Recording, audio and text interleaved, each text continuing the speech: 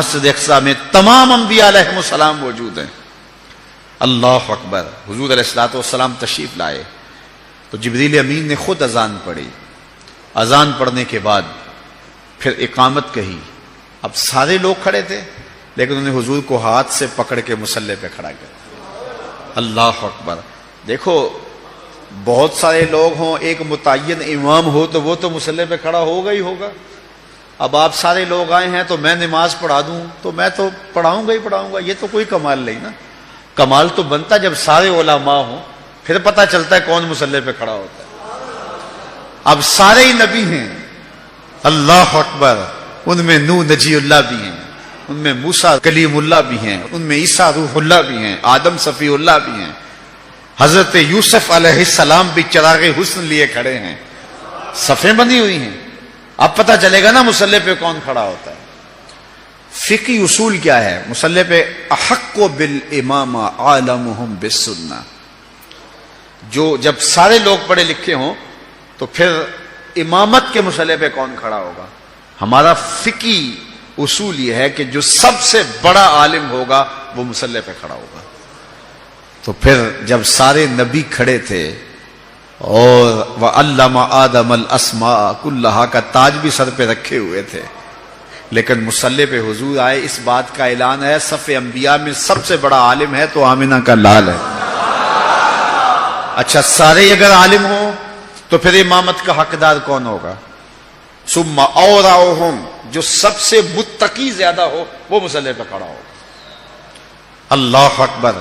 اب ہزار مہینے تک جو ہے وہ عبادت کے لیے کھڑے ہونے والے انبیاء بھی موجود ہیں، لیکن مصلی پہ کون کھڑا ہوتا ہے؟ حتی تتورم قدمہ.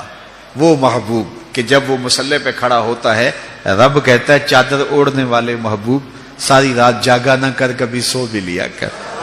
اس محبوب کو مصلی پہ کھڑا کر کیا جا رہا ہے. اچھا اگر سارے متقی ہوں تو پھر امامت کا حقدار کون ہوگا؟ ثم اقرأہم، جس کی قرات اچھی ہو، جو پڑھتا اچھا ہو. اب صف انبیاء میں حضرت داؤد علیہ السلام بھی موجود ہیں. کہتے ہیں جب پڑھتے تھے جانور رک جاتے تھے. اللہ اکبر. اللہ نے ان کو جو لہجہ دیا ہوا تھا، لیکن مصلی پہ حضور کو کھڑا کیا جا رہا. اس لیے کہ حضرت ابو موسیٰ عشری رضی اللہ تعالیٰ عنہ فرماتے ہیں فجر کی نماز تھی، حضور تھے، سورہ والضحیٰ کی تلاوت تھی، ابھی تک نشہ ہی نہیں اترتا.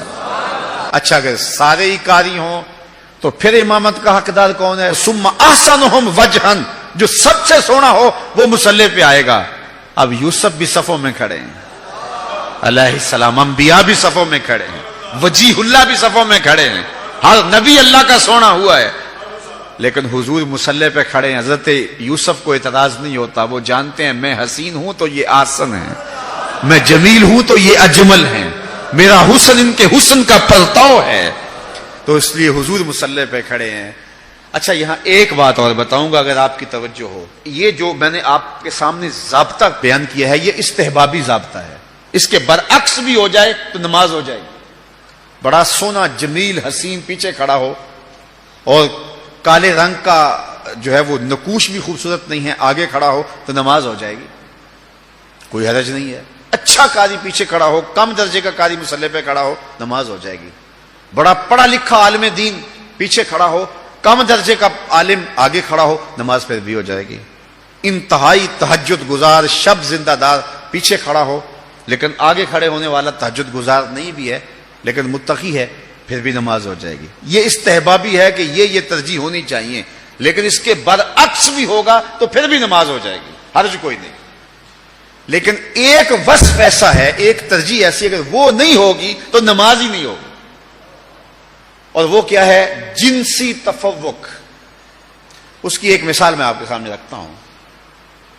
ماں افضل ہے یا بیٹا؟ ماں. پھر ماں قاریہ بھی ہو بیٹا قاری نہ ہو، ماں عالمہ بھی ہو بیٹا عالم، ماں حافظہ بھی ہو بیٹا حافظ نہ ہو، اور ماں متقیہ بھی ہو بیٹا متقی بھی نہ ہو، اور ماں سب سے زیادہ پڑھی لکھی ہو اور بیٹے اس درجے پہ نہ ہو.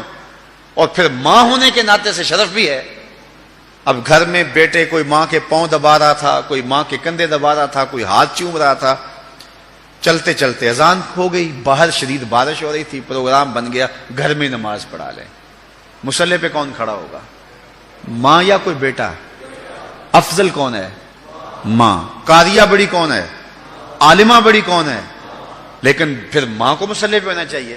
کیوں ماں مصلی پہ کھڑی نہیں ہوتی؟ ایک وصف ایسا ہے جو ماں میں نہیں، اور وہ کیا ہے؟ جنسی تفوق اس کو حاصل نہیں ہے۔ الرجال قوامون علی النساء، مردانہ پن زنانہ پن سے افضل ہے، رجولیت نسوانیت سے افضل ہے۔ تو رجل ہونا، مرد ہونا، مردانہ پن، یہ وہ وصف ہے جس نے ماں کو پیچھے کر دیا، بیٹے کو آگے کر دیا۔ عزت اپنی جگہ، سلوٹ اپنی جگہ، سلام اپنی جگہ، علم اپنی جگہ، زہد تقوی اپنی جگہ۔ بیٹے کہیں امی ہاتھ جڑے ہیں، تیرے پاؤں بھی چومتے ہیں، تیرے تلووں کا دہن بھی پیتے ہیں، لیکن یہ ہماری مجبوری ہے، مصلی پہ ہم نے جانا ہے، اس لیے کہ جنسی طور پہ فضیلت ہمیں حاصل ہے۔ میں کہتا ہوں سارے فضائل حضور کو حاصل تھے، سارے کمال حضور کو حاصل تھے، سارے نبی بھی پیچھے کھڑے ہو گئے، جبریل ہاتھ باندھ کے عرض کرتا حضور ساری عظمتیں اپنی جگہوں پہ، لیکن میری مجبوری ہے کہ میں نور ہوں اور آپ بشر ہیں، اس لیے مصلی پہ کھڑا ہونا میرا حق ہے، مجھے جنسی تفوق حاصل ہے، میری مجبوری ہے، ادب سے ہاتھ باندھ کے عرض کرتا ہوں آگے کھڑا ہونا میری مجبوری ہے۔ لیکن جبریل اقامت پڑھ کے پیچھے کھڑے ہو گئے، حضور کو آگے کھڑا کر کے اس بات کا اعلان کیا کہ وصفی اعتبار سے بھی حضور افضل ہیں، جنسی اعتبار سے بھی حضور ہیں۔